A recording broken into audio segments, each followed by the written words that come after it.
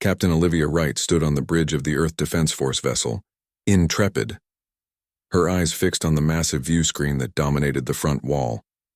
The ship floated at the edge of the Alpha Centauri system, humanity's first successful colony beyond Sol. The year was 2157, and humans had spread throughout their home system and were now taking their first careful steps into the stars beyond. "Captain, we're detecting an unknown vessel approaching from Sector 7, said Lieutenant Daniel Martinez. His fingers moved quickly across the tactical display. It's not matching any known human design. Olivia felt her heart rate increase. After all the years of searching and wondering, was this finally happening? "Battle stations," she ordered calmly. "But weapons on standby only. Let's not start a war on first contact." The bridge crew moved with practiced efficiency as alert. Signals pulsed throughout the ship. The unknown vessel grew larger on the view screen. It had a strange fluid design unlike the practical angular ships of Earth. It seemed to flow through space rather than push against it. "They're hailing us, Captain," said Communications Officer Lisa Baker. "The signal contains translation algorithms. Put it through," Olivia said, straightening her uniform. The view screen changed to show a humanoid alien with pale blue skin and large almond-shaped eyes. It wore what appeared to be an ornate uniform or robe. "Greetings, vessel of Earth," the alien said in slightly accented English. "I am Ambassador Kaleth of the Zandari, representing the Galactic Hegemony. We have been monitoring your civilization's progress for some time and believe you are ready for formal contact." Olivia maintained her composure despite her amazement. "I am Captain Olivia Wright of the Earth Defense Force vessel Intrepid. We welcome peaceful contact." Ambassador Kaleth smiled, an expression surprisingly similar to a human one. "The Galactic Hegemony is a peaceful alliance of over 3,000 species. We have existed for 20,000 of your years, bringing advancement and protection to all members. We invite humanity to join our community of worlds." Over the next hours, the Zandari shared information about the hegemony. They described a utopian alliance where all species contributed according to their strengths and received protection and technology in return. The Zandari requested permission to send a diplomatic mission to Earth. After consulting with Earth Command, Olivia agreed to escort their diplomatic vessel to Earth. As the meeting concluded, she noticed Lieutenant Martinez looking troubled. "Something wrong, Lieutenant?" she asked when the transmission ended. "Maybe nothing, Captain," Martinez said. "But some things don't add up.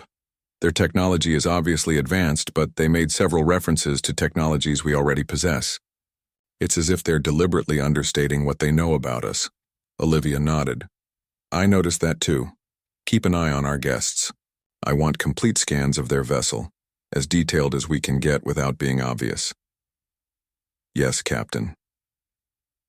The next day, Olivia hosted Ambassador Kaleth and 3 other Zandari diplomats aboard the Intrepid. Dr. Catherine Sullivan, the ship's xenobiologist, joined them. "Your physiology is fascinating," Dr. Sullivan said to the aliens. "Your species evolved in an oxygen-rich environment similar to Earth?" "Yes," said Kaleth. "Many species in the hegemony share similar basic needs. It makes cooperation simpler." During the diplomatic dinner, Dr. Sullivan managed to secretly collect tissue samples from the Zandari. Later, in her lab, she examined them with increasing confusion. "This can't be right," she muttered to herself. She ran the tests again, but the results were the same. She immediately called Captain Wright. When Olivia arrived at the lab, Sullivan looked both excited and worried. "Captain, the Zandari DNA shows signs of extensive genetic engineering. They weren't born this way, they were designed." "Designed for what purpose?" Olivia asked. "Based on these markers, I'd say they were designed specifically for diplomatic functions. Enhanced empathy centers in the brain, specialized vocal structures, even pheromone glands that produce calming effects on many carbon-based life forms." Olivia frowned. "You're saying they're purpose-built diplomats?" "Exactly. And that raises serious questions about this hegemony. What kind of civilization engineers living beings for specific roles? 3 days later, the Intrepid and the Zandari vessel arrived at Earth. News of the alien contact had spread worldwide, creating both excitement and fear. The United Nations had quickly established a first contact committee to handle negotiations. As they approached Earth orbit, Olivia recorded a private message to Admiral Howard Grant, her direct superior and longtime mentor. Admiral, while I've maintained diplomatic protocols, I have concerns about the Zandari and their hegemony. Lieutenant Martinez has identified inconsistencies in their communications, and Dr. Sullivan has discovered their species shows signs of extreme genetic engineering. They present themselves as equals offering membership in a peaceful alliance, but something feels wrong. I recommend caution and a thorough investigation before any agreements are made. The next morning, as the Zandari diplomats prepared to shuttle down to Earth for their first meeting with human leaders, Ambassador Caleth approached Olivia privately. "Captain Wright, I sense hesitation in you," Caleth said. "It is natural to fear the unknown. But I assure you, the hegemony brings only benefits to new members. Your species has such potential. We can help you achieve greatness among the stars." "We appreciate the offer, Ambassador," Olivia replied carefully. "But humanity has learned to be cautious. We've imagined meeting alien life for centuries, and not all those imaginings were friendly." Caleth smiled. "Wise caution. Take all the time. You need to verify our intentions. The hegemony has existed for 20 millennia. We can wait for your trust." As Caleth walked away, Olivia couldn't shake a cold feeling. The ambassador's words were perfect, too perfect, as if precisely calculated to ease human fears. That evening, as the Zandari diplomatic team attended their first formal meeting on Earth, Olivia met secretly with Admiral Grant and a small team of high-ranking officials. "We need to know more about this hegemony before we commit to anything," Olivia explained, presenting the findings from her crew. Admiral Grant nodded grimly. "I agree. I'm establishing a covert intelligence task force effective immediately. Commander, Victoria Pierce will lead it." He gestured to a sharp-eyed woman in civilian clothes. "Meanwhile, we play along. Let the Zandari think we're eager to join. Buy time for Pierce's team to discover what they're really after." Olivia looked out the window at the distant lights of the Zandari ship in orbit. "They came to us, Admiral. They sought us out specifically. We need to know why." "And we will," Commander Pierce said confidently. "If they're hiding something, we'll find it." As dawn broke over Earth the next day, humanity welcomed their first alien visitors with public celebrations and private suspicions. The greatest first contact in human history had begun, but beneath the smiles and handshakes a shadow of doubt was growing. 3 months passed since the Zandari made first contact with humanity. Earth had entered preliminary membership negotiations with the galactic hegemony. Most people celebrated the technological gifts the aliens had shared, medical advances that cured several diseases and energy systems that were cleaner than anything humans had created. But not everyone trusted these gifts. Commander Victoria Pierce worked from an underground facility beneath the Rocky Mountains. Admiral Grant had given her a simple mission: find out what the hegemony really wanted from Earth. She had assembled a team of Earth's brightest minds, working in total secrecy. "Dr. Sullivan, what have you found in the Zandari biological samples?" Victoria asked during their morning briefing. Catherine Sullivan looked tired. She had been working nearly non-stop since coming back to Earth from the Intrepid. "The genetic engineering is extensive. The Zandari diplomats have been modified to read and manipulate human emotional responses. They can actually produce chemicals that make us more trusting when we're near them." "That explains a lot," said Kevin Rodriguez, the team's AI specialist. He was young, barely 30, but was considered the best in his field. "I've been analyzing their communication patterns. They always say exactly what will make us most comfortable in any situation." Victoria nodded. "What about the encryption? Any progress?" Kevin smiled for the first time in days. "Yes. We finally cracked their secondary communication channel. They've been sending reports back to their home systems. I'm still translating, but it doesn't look good." He pulled up a display showing alien text with partial translations. "They refer to Earth as a Class 3 acquisition and humans as physically resilient labor stock with minimal telepathic resistance. The room fell silent. Victoria was the first to speak. So we're not potential allies. We're potential slaves. It gets worse, said Dr. Sullivan. Remember those water samples they asked for as part of their standard environmental assessment? They weren't testing for compatibility. They were assessing value. Our oceans are apparently extremely valuable to them. For the next 2 weeks, the team worked to gather more evidence. Kevin made a breakthrough when he fully decoded the hegemony species classification system. They categorize all species into classes, he explained to the team. Class 1 are the ruling species who founded the hegemony. Class 2 are valued allies with unique abilities.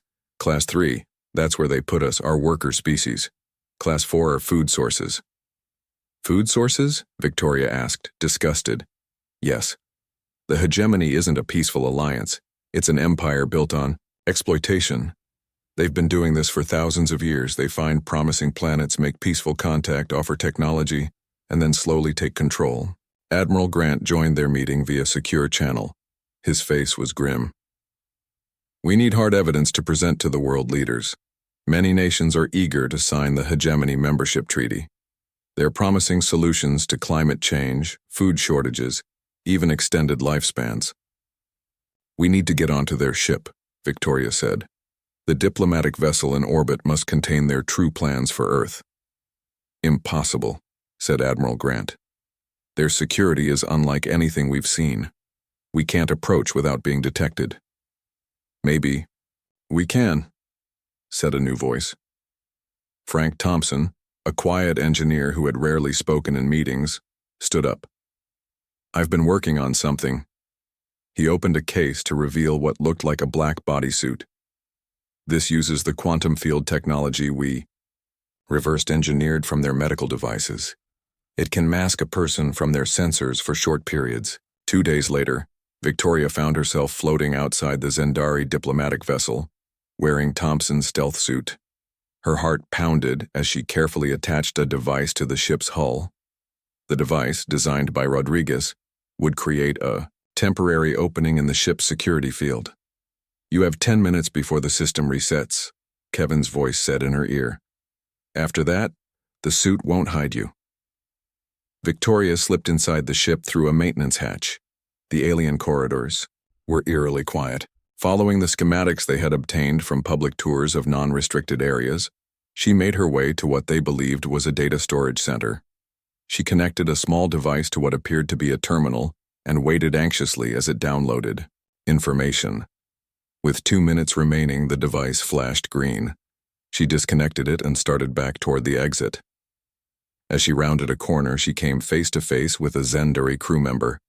This one looked different from the diplomats, larger, with a more muscular build and darker blue skin. The alien looked directly at her, but showed no reaction. The suit was working. Victoria held her breath as the alien walked past her.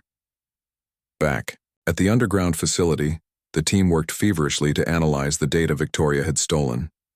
What they found confirmed their worst fears and revealed new ones.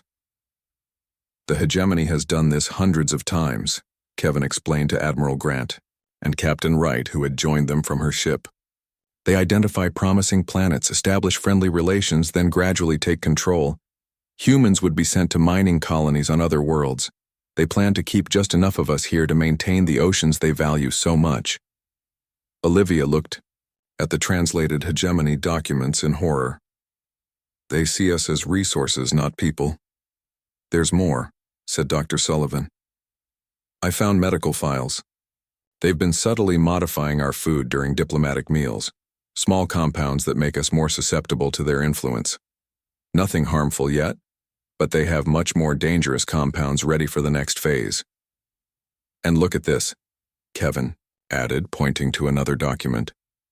They've identified what they call human deficiencies, our creativity and tendency to question authority. They have plans to selectively breed these traits out of future generations. Admiral Grant stood up. I'm taking this to the President immediately. We need to alert the UN Security Council. Wait, said Victoria. There's one more thing you should see. She pulled up an image of a massive fleet. This was in their secure files. It's positioned just outside our solar system. If we reject them openly, they're prepared to take Earth by force. The room fell silent again. Humanity had advanced greatly in the past century, but they were still children compared to the technological might of the hegemony. "What do we do?" asked Kevin, his earlier confidence gone. "How do we fight something like this?" Admiral Grant looked around the room at Earth's best and brightest. "We do what humans have always done when faced with a superior force. We get creative. Dr. Hayes from quantum physics is on his way here now. I hear his team has made some interesting discoveries while studying the hegemony's technology." Olivia stepped forward. "The Zandari don't know what we've discovered. We can use that. Keep playing along while we prepare." Victoria nodded slowly. "They think we're primitive and predictable. That's their weakness. They have no idea what humans are capable of when our freedom is threatened." Outside the secure room, diplomatic meetings continued across the globe, with the Zandari promising a golden age for humanity. But in secret facilities around the world, humanity began preparing for war. President Eleanor Bennett sat at the head of the large oval table in the White House Situation Room. Her face remained calm, but her hands gripped her pen tightly as she watched the final pieces of evidence presented by Admiral Grant. The room was filled with the most powerful people on Earth: military leaders, heads of intelligence agencies, and representatives from the 10 largest nations. "So that's the situation," Admiral Grant concluded. "The galactic hegemony plans to classify humans as a labor species and gradually take control of Earth, primarily for our water resources." The room erupted into angry voices. Some demanded immediate military action. Others insisted that surrender was the only option given the technological gap between humans and the hegemony. President Bennett raised her hand, and the room quieted. "We need options, not arguments. Admiral, what is your assessment of our military capabilities against the hegemony?" "Conventional warfare would be suicide," Grant said bluntly. "Their weapons technology is at least a century beyond ours. However," he gestured to a man sitting quietly in the corner, "Dr. Richard Hayes has something to share that might change the equation." Dr. Hayes stood up. He was a thin man with tired eyes, who had barely slept in weeks. "My team has been studying the technology the Zandari gave us. We've made some interesting discoveries." He activated a display showing complex equations. "The hegemony's technology is advanced, but it follows predictable patterns. They haven't had a true technological revolution in thousands of years. They refine what works rather than explore new approaches." "What does that mean for us?" asked the Chinese premier through a translator. "It means they have blind spots," Hayes replied. "We've been experimenting with quantum field manipulation that operates on principles they don't use. Their sensors can't detect it. We've already developed prototype weapons that could penetrate their shields." A spark of hope flickered through the room. The Russian president leaned forward. "How quickly could these weapons be produced?" "With global cooperation and resources, a month for the first batch," Hayes answered. Major Gregory Powell, the top military strategist for the Earth Defense Force, stood next. "Even with new weapons, a direct confrontation would be costly. However, we excel at asymmetric warfare. The hegemony expects conventional responses based on their experience with other species. We need to be unpredictable." President Bennett considered this. "So we need time to develop these weapons while keeping the Zandari from suspecting anything." "Yes, Madam President," Admiral Grant confirmed. "We need to stall the negotiations while preparing for either defense or a preemptive strike." The room fell silent as everyone contemplated the enormous task ahead. Then Lieutenant Martinez, who had been invited due to his early observations of the Zandari, spoke up. "If I may, Madam President, the Zandari expect us to behave like other species they've encountered. What if we use that against them? Continue negotiations but make increasingly complex demands that require clarification. Humans are known for our detailed legal systems. We could bury them in paperwork." A small smile crossed President Bennett's face. "Bureaucracy as a weapon. I like it." Over the next few hours, they developed a plan. Earth would continue negotiations but would slow the process through bureaucratic means. Meanwhile, all countries would secretly pool resources to develop the quantum weapons and prepare military forces. "There's one more thing," said Commander Pierce. "We know the Zandari are bioengineered to read and influence human emotions. We need to train our negotiators to resist these effects." Dr. Sullivan nodded. "I've developed a counteragent that can block their chemical influence. It won't be perfect, but it will help our people keep clear heads during meetings." As the meeting concluded, President Bennett addressed the group. "What we decide here will determine the future of our species. From this moment, Earth moves as one. Old conflicts and rivalries are suspended. We face an existential threat that requires complete unity." The next day, the world leaders made a historic announcement. They formed a unified Earth government for defense and scientific cooperation, while maintaining individual nations for internal affairs. To the public, this was presented as preparation for joining the galactic community. To the Zandari, it was explained as streamlining the negotiation process. Behind the scenes, the real work began. Dr. Hayes led the global scientific community in developing the quantum weapons. Military forces from all nations began joint training exercises, disguised as preparation for integration with hegemony defense protocols. Captain Olivia Wright was promoted to admiral and given command of a new fleet of ships equipped with experimental, stealth technology developed by engineer Frank Thompson. This ghost fleet conducted exercises in the outer solar system, hidden from Zandari observation. Ambassador Caleth noticed the changes, but interpreted them exactly as humans intended, as signs that Earth was preparing to join the hegemony. When he inquired about the increased military activity, President Bennett smiled warmly. "We're simply getting our house in order, Ambassador. Your arrival has united humanity in ways we never imagined possible. We want to be worthy partners in the hegemony." The ambassador seemed pleased. "Your adaptation is impressive. Most species take years to achieve such unity." As Caleth left the meeting, he failed to notice the knowing glance between President Bennett and her chief of staff. The Zandari's assumptions about human behavior were becoming their greatest weakness. 4 weeks later, Dr. Hayes reported a breakthrough. His team had successfully tested a quantum disruption weapon that could disable hegemony shields without being detected by their sensors.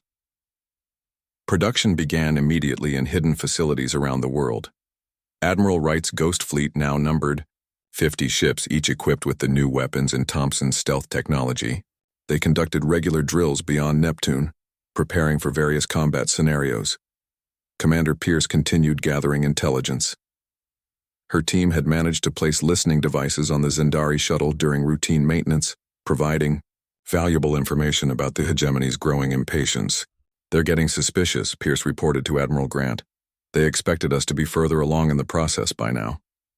Grant nodded grimly. "Then we need to give them something. Suggest to the President that we agree to their request for a formal meeting with the hegemony supreme envoy." Kevin Rodriguez, who had been monitoring hegemony communications, looked up from his console. "Sir, we've detected a large hegemony fleet entering the outer solar system. At least 20 ships, much larger than the diplomatic vessel. It seems the supreme envoy doesn't travel lightly," Grant observed. "How long until they reach Earth?" 3 days at their current speed." Grant turned to Admiral Wright. "Is the Ghost Fleet ready?" She nodded confidently. "Ready and waiting, sir." "Good," Grant said, "because I think we're about to find out if humanity's defiance will make history or become a cautionary tale for the next species the hegemony targets." President Bennett received the news with remarkable calm. She gathered her advisors and issued clear orders. "Prepare for both peace and war. We continue the charade until the last possible moment. The hegemony believes they're dealing with a compliant new addition to their empire. Let's show them how wrong they are." The hegemony fleet arrived with a show of power that was clearly meant to impress. 6 massive warships took position around Earth, while the flagship carrying the supreme envoy entered orbit. The ships were beautiful in a cold, alien way. Their hulls shimmered with colors that seemed to shift and move like oil on water. Ambassador Kaleth requested an immediate meeting with President Bennett to prepare for the Supreme Envoy's arrival. The meeting was set in the newly constructed Global Unity Center in Geneva, a building that had been rushed to completion as part of humanity's show of preparation for joining the hegemony. The Supreme Envoy is most pleased with your progress, Kaleth told President Bennett as they walked through the building's grand hall. Few species adapt so quickly to the prospect of joining our great alliance. President Bennett smiled warmly. Earth is honored by the Supreme Envoy's presence. We have prepared a formal ceremony that we hope will be satisfactory. Kaleth nodded approvingly. The Supreme Envoy appreciates ceremony. I must inform you that he has brought a protection fleet, as is customary for one of his rank. Please assure your people that these ships pose no threat. They are merely a sign of the importance the hegemony places on this historic moment. Of course, Bennett replied smoothly. Our people understand. In fact, we see it as a reassuring first step in the security the hegemony will provide Earth. Meanwhile, far from Earth, Admiral Wright sat on the bridge of her flagship, the Defiant. The Ghost Fleet was hidden in the shadow of Jupiter, undetectable to hegemony sensors thanks to Thompson's stealth technology. 50 ships waited in perfect formation, crews tense, but ready. All ships report ready, Admiral, said Lieutenant Martinez, now serving as her second in command. Good, Wright replied. Now we wait for the signal. At that moment, Dr. Hayes and Kevin Rodriguez were making final adjustments to a device in a secure room beneath the Global Unity Center. The device looked simple, a small silver box with a single button, but it contained some of the most advanced technology humans had ever created. You're sure this will work? Rodriguez asked as he connected the final wire. Hayes nodded. The virus will enter their communication system and spread to all connected ships. We'll have about 30 seconds before their systems adapt and purge it. 30 seconds should be enough, Rodriguez said. He closed the panel and carefully placed the device in a decorative box designed to look like a ceremonial gift. The Supreme Envoy arrived on Earth with an impressive display. Hovering platforms carried him and his entourage from their shuttle to the Global Unity Center. He was taller than the Zandari diplomats, with darker blue skin and elaborate markings that seemed to glow with inner light. His ornate robes and headpiece marked him as a being of immense importance. President Bennett greeted him with a deep bow, exactly as protocol demanded. Supreme Envoy, Earth welcomes you. We are honored by your presence. The Supreme Envoy looked down at her with eyes that seemed ancient and calculating. When he spoke, his voice was deeper than Kaleth's, with a strange harmonic quality. President Bennett, the hegemony is pleased with Earth's progress. Your species shows remarkable potential. The ceremony proceeded as planned. Human representatives from around the world presented themselves to the Supreme Envoy, who acknowledged each with a slight nod. Finally, President Bennett stepped forward with the decorative box. Supreme Envoy, Earth offers this humble gift as a symbol of our commitment to joining the galactic hegemony. As the Supreme Envoy reached for the box, Ambassador Kaleth suddenly stepped forward, his face showing alarm. Supreme Envoy, I sense deception. Something is not right. The Supreme Envoy pulled back his hand and fixed Bennett with a cold stare. Explain yourself. Bennett's warm smile disappeared, replaced by a look of steely determination. Very well, no more deception. She opened the box herself and pressed the button on the device inside. We know what the hegemony really is, and what you plan for humanity. We will not become your slaves or surrender our world to your empire, the Supreme Envoy's face showed genuine surprise, then anger. You dare defy the hegemony? Your primitive species cannot possibly stand against us. We have conquered worlds for 20,000 years. Perhaps, Bennett replied calmly. But none of those worlds were Earth. The Supreme Envoy made a sharp gesture, and his guards moved forward, strange weapons appearing in their hands. At the same moment, the lights in the chamber flickered as Rodriguez's virus entered the hegemony communication network. The Supreme Envoy touched a device on his wrist, attempting to contact his fleet.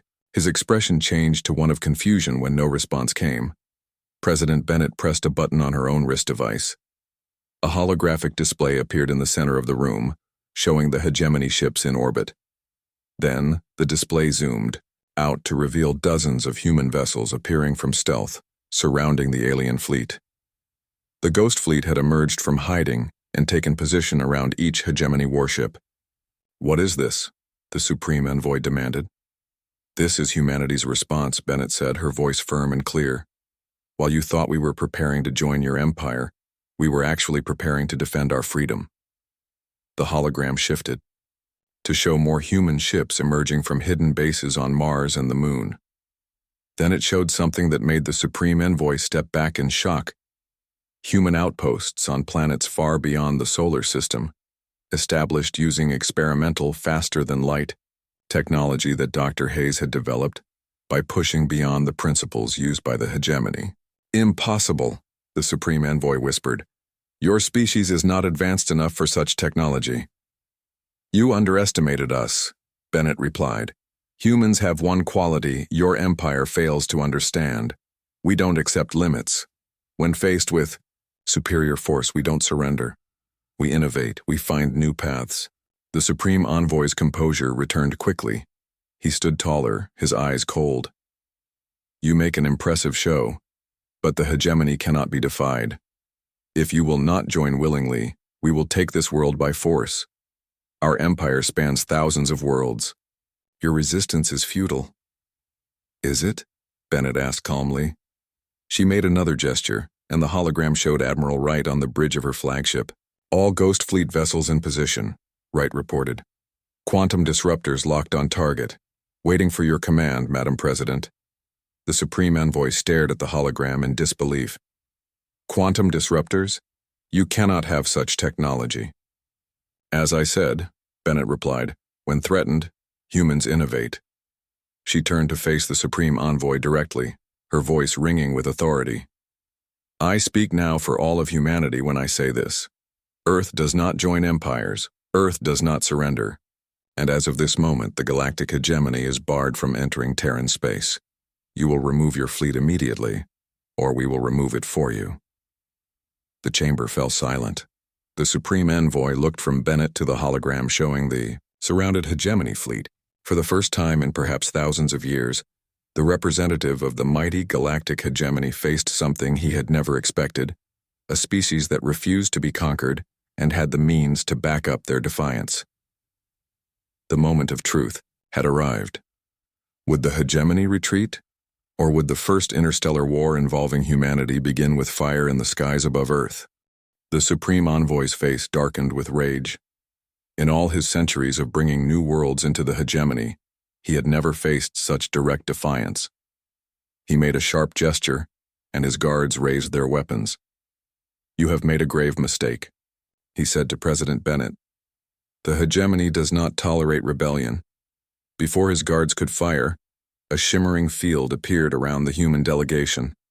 Dr. Hayes had adapted hegemony shield technology and improved it. The alien weapons fired, but their energy blasts dissipated harmlessly against the shield. In orbit, the hegemony warships powered up their weapons. They had recovered from the communication disruption and were preparing to attack Earth. Admiral Wright watched from the bridge of the Defiant as the enemy ships began to glow with gathered energy. "They're charging weapons," Lieutenant Martinez reported. "All ships targeting Earth's major cities. Deploy quantum disruptors," Wright ordered calmly. "Target their weapon systems only." The Ghost Fleet ships fired in perfect synchronization. Beams of shifting blue-white energy struck the hegemony vessels. The alien ships shuddered as their weapon systems failed, energy coursing across their hulls in wild patterns. "First volley. Successful," Martinez reported. "Their weapons are offline." On the hegemony flagship, alarms blared as systems failed. The ship's commander stared in disbelief at his control panel. "Impossible! They've penetrated our shields with technology we've never seen." Back in the Global Unity Center, the Supreme Envoy received the news through his still-functioning personal communicator. His expression changed from anger to shock. "What have you done?" he demanded of Bennett. "Exactly what I said we would do," she replied calmly. "We've neutralized your weapons. We don't wish to destroy your ships or harm your people. We simply refuse to be conquered. The Supreme Envoy's mind raced. The situation was unprecedented. This primitive species had somehow developed technology that could bypass hegemony defenses. If they could do that, what else might they be capable of? The hegemony has thousands of ships, he said, trying to regain control of the situation. This is merely one fleet. When word reaches our homeworlds, they will send forces that will darken your skies. Kevin Rodriguez stepped forward, a small device in his hand. About that, he said. While we had access to your communications network, we sent a message. Well, many messages, actually. He activated the device, and a holographic display showed hundreds of transmission paths spreading out from Earth to stars throughout the galaxy. We sent evidence of your true intentions to every world in the hegemony, Rodriguez explained. Not just to the ruling classes, but to everyone. All those species you've classified and subjugated now know the truth. The Supreme Envoy stared at the display, his face paling to a lighter blue. You couldn't have. Our encryption was impressive, Rodriguez finished for him, but not unbreakable. Did you know that most species develop along similar technological paths? That's why you were able to conquer them so easily. But humans are different. We take unexpected turns. In space, Admiral Wright received new information. Madam President, she reported through the holographic link, we're detecting numerous energy signatures at the edge of the solar system. More ships are arriving. Everyone tensed, but Wright continued with a note of surprise in her voice. They're not hegemony design. We're receiving transmissions in multiple languages most unknown to us. They're asking to establish contact with Earth. The Supreme Envoy sank into a chair, suddenly looking old and tired. The outer worlds, he murmured. They've been waiting for a chance to rebel for centuries. President Bennett looked at him with a mixture of pity and resolve. Your empire was built on lies and fear. It seems those are poor foundations for lasting power.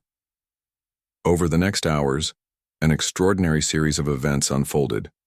The hegemony fleet, with their weapons disabled, withdrew to the edge of the solar system. Meanwhile, representatives from 12 different alien species made contact with Earth. They had all been classified as lesser species by the hegemony and had suffered under its rule. Admiral Wright led a diplomatic mission to meet with these new potential allies. At the same time, Dr. Hayes worked with scientists from these species to establish a quantum communication network that would allow instantaneous coordination across vast distances. 1 month later, President Bennett stood before the United Nations to announce the formation of a new interstellar alliance. Unlike the hegemony, this would be a true partnership of equals. The Terran Accords recognize the sovereignty of each member world, she explained to the assembled leaders and billions watching worldwide. We will share technology and knowledge freely, stand together against threats, and explore the galaxy as friends, not conquerors. Representatives from the alien species stood beside her, each signing the document that would change the course of galactic history. The alliance already included 15 worlds, with more expressing interest each day as news spread throughout the galaxy. The hegemony did not collapse overnight. It still controlled thousands of worlds and vast resources. But it had been dealt, a blow from which it might never recover: the loss of fear. Species that had accepted hegemony rule for millennia were now questioning, resisting, and looking to Earth and its allies for support. On the final day of the summit, a shuttle arrived, carrying a single passenger, Ambassador Caleth.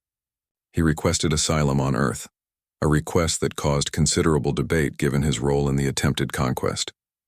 Caleth was brought before President Bennett and Admiral Wright.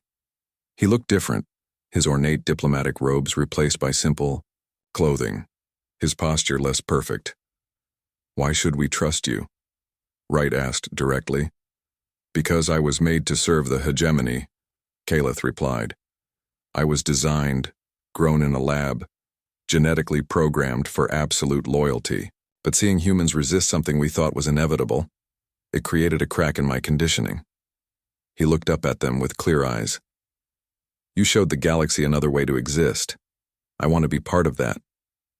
After careful consideration and extensive security precautions, Kaleth was granted provisional asylum. His knowledge of hegemony systems and protocols proved invaluable to the new alliance. 6 months after the confrontation with the Supreme Envoy, humanity had established outposts on 20 new worlds using their faster-than-light technology.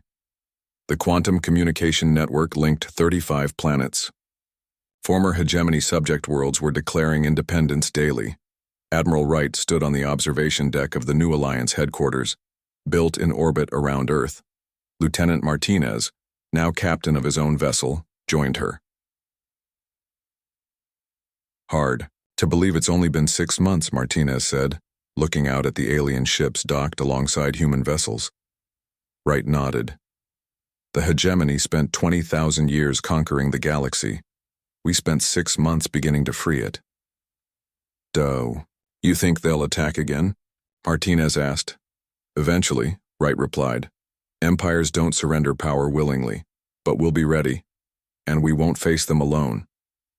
On Earth below, in schools and homes across the planet, children learned about new worlds and species preparing for a future none of their ancestors could have imagined. Humanity had faced its greatest challenge and not only survived but thrived. As President Bennett had told the Supreme Envoy, Earth does not join empires. Earth does not surrender. And now, those words were being repeated on worlds throughout the galaxy, a promise of freedom and a new beginning for countless beings who had lived too long under the shadow of the hegemony.